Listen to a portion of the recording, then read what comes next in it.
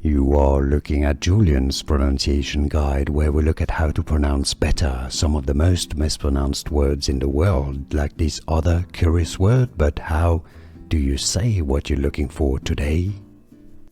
Let's learn how to pronounce this word from French. This is the name of a town in France, and it's also the name of I believe, a restaurant. It simply means the cellar in French, okay? Let's break down how it is pronounced in French. Le Cellier.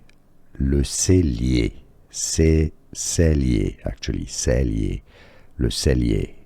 So in English, it's not Le Cellier, but rather Le Cellier.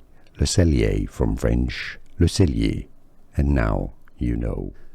Here are more videos on how to pronounce more confusing words and names too many mispronounced. Like this video if you found it useful. I appreciate your support. I'll see you soon, and thanks for watching.